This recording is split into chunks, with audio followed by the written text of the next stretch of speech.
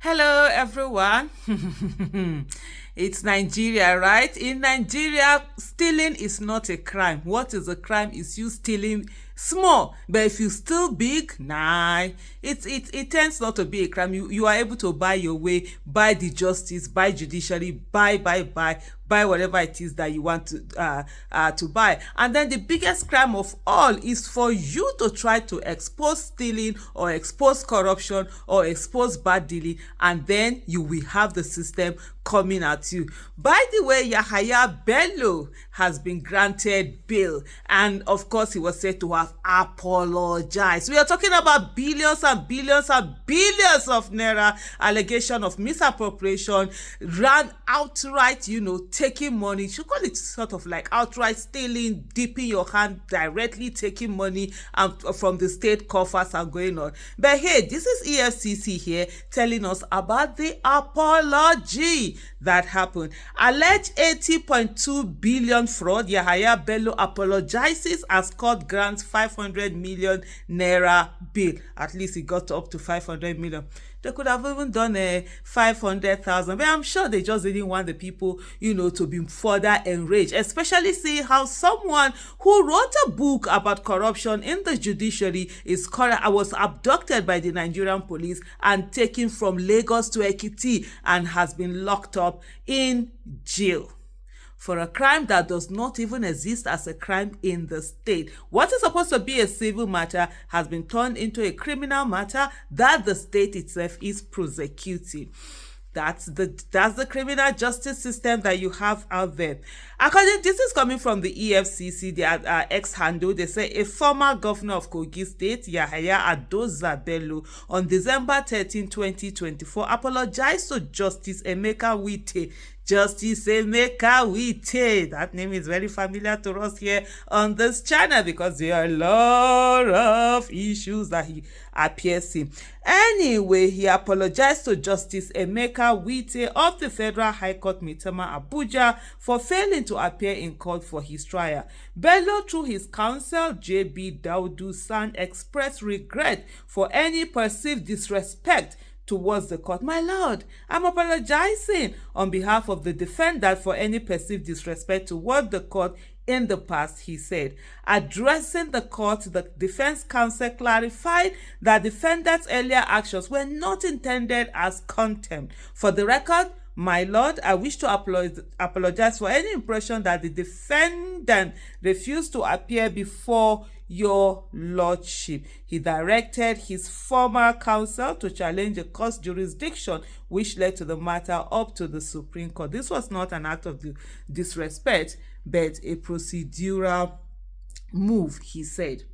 Continuing, he stressed that the defendant, a two-term governor of Kogi State, holds the court in the highest regard. I assure this honorable court that he will appear for trial on all adjourned dates, barring sickness or death. Bello is facing a 19-count charge bordering on criminal breach of trust and money laundering, contrary to Section 18A and punishable under Section 13(3) of the Money Laundering Prohibition Act 2011 as amended.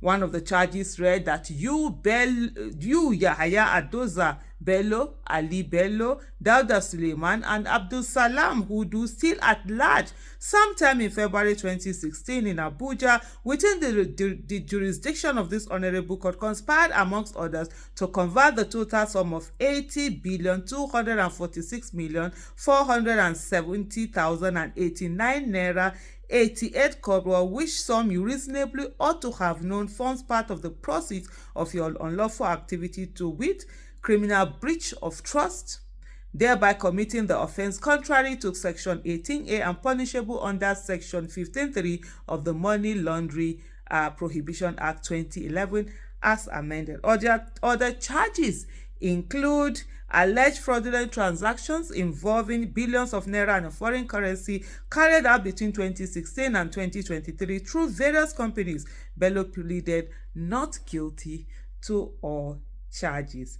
Daudu sought bail for his client, applauding the understanding of the prosecution, I must express profound respect for my learned Sikh for the prosecution, Dr. Kemi Pinheiro-san. He shared a subcopy of the counter affidavit before today's proceeding, and we agreed to avoid unnecessary arguments. We urge the court to grant bail on reasonable terms and conditions, he said. Responding, Pinheiro praised the defense counsel's professionalism. I must acknowledge the integrity of they are using our head to do pimple in Nigeria. I must acknowledge the integrity of JB Daudu's son. We have worked to streamline the proceedings and reduce the burden of your lordship. The EFCC is a professional, not a persecutorial body. However, the decision to grant bail and its conditions are entirely at the court's discretion, he said. Pinheiro also noted the defendant's apology, adding, "Let it be on record that the defendant has apologized through his counsel." Justice Witte, while delivering his ruling, emphasized his independence.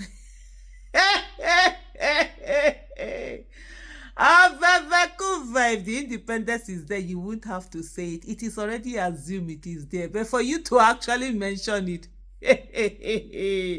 now before my mouth, I go here so Tinubu no win election and rig election.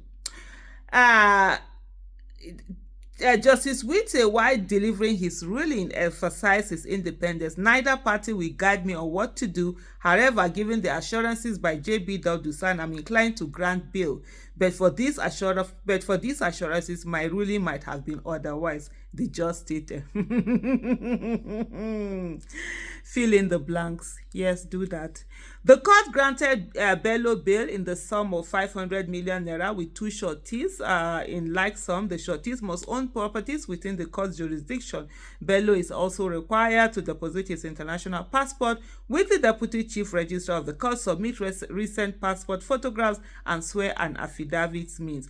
Until the bail conditions are met, Justice Witte ordered that Bello be remanded at the Nigerian Correctional Center, Kuje, and adjourned the trial to February 24 and 28, as well as March 6 and 7, 2025, for continuation. And then Yele Sowore had this to say, and I think it was very apt. He said this. He said, "When Dele Farotimi was brought before the Kangaroo Magistrate Court last week for the crime that doesn't even exist, the police prosecutor instantly opposed the only senior lawyer in court to defend him, Olumide Fusika-san, and the lawyer was asked to step down.